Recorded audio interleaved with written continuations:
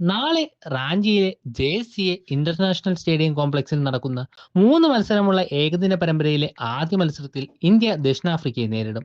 ശുഭ്മാൻ ഗില്ലിന്റെ അഭാവത്തിൽ KL രാഹുൽ ക്യാപ്റ്റനാകും. വിരാട് കോഹ്ലിയും രോഹിത് ശർമ്മയും ഉൾപ്പെടുന്ന ശക്തമായ സംഘത്തെ അദ്ദേഹം നയിക്കും. ഗിൽ പുറത്തായതോടെ യശസ്വി ജയ്സ്വാൾ, ഋതുരാജ് കേത്വാൾ എന്നിവരാണ് ഓപ്പണിംഗിലേക്കുള്ള മത്സരാർത്ഥികൾ. ആദ്യ മത്സരത്തിൽ ജയ്സ്വാൾ അവസരം നേടാനാണ് സാധ്യത. മുൻപ് നടന്ന ഓസ്ട്രേലിയക്കെതിരായ ഏകദിന പരമ്പരയിലേക്കുള്ള ടീമിൽ ഉൾപ്പെടുത്തിയിട്ടും വെറും ഒരു ODI കളിച്ച ജയ്സ്വാൾ ബെഞ്ചിലായിരുന്നു. വിരാട് കോഹ്ലി ഓസ്ട്രേലിയക്കെതിരെ നടന്ന ആദ്യ 2 ODIകളിൽ ഡക്കിന് പുറത്തായെങ്കിലും സിഡ്നിയിൽ നടന്ന 3ാം ഏകദിനത്തിൽ ഹാഫ് സെഞ്ചുറിയുമായി ഫോമിലേക്ക് മടങ്ങിയെത്തി. കോഹ്ലി 3ാം നമ്പറിൽ തുടരും. എന്നാൽ ശ്രേയസ് അയ്യർ ഇല്ലാത്ത സാഹചര്യത്തിൽ 4ാം സ്ഥാനത്ത് ഋഷഭ് പന്ത് ആകുമോ അതോ തിലക് വർമ്മയാകുമോ എന്നത് കൗതുകമാണ്.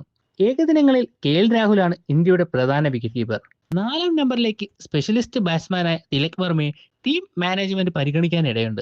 ദക്ഷിണാഫ്രിക്കയ്ക്കെതിരായ 3 അനൗദ്യോഗിക ODIകളിൽ ഇന്ത്യയെ നയിച്ച തിലക് വർമ്മ ബാറ്റിംഗിലും കഴിവ് തെളിയിച്ചിരുന്നു.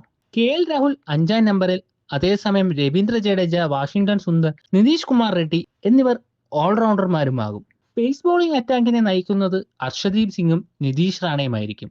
പ്രസിദ്ധ് കൃഷ്ണയെ സ്ക്വാഡിൽ ഉൾപ്പെടുത്തിയിട്ടുണ്ടെങ്കിലും അർഷദീപിനെയും മറികടന്ന് അദ്ദേഹത്തിന് അവസരം ലഭിക്കുമെന്നത് അപൂർവമാണ്.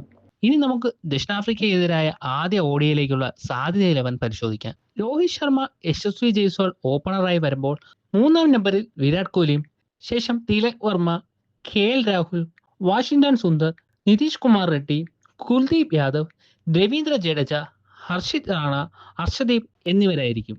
മത്സരങ്ങൾ നാളെ 1:30 സ്റ്റാർ സ്പോർട്സിലും ജിയോ ഹോട്ട്സ്റ്റാറിലും കൂടെ തത്സമയം കാണാം.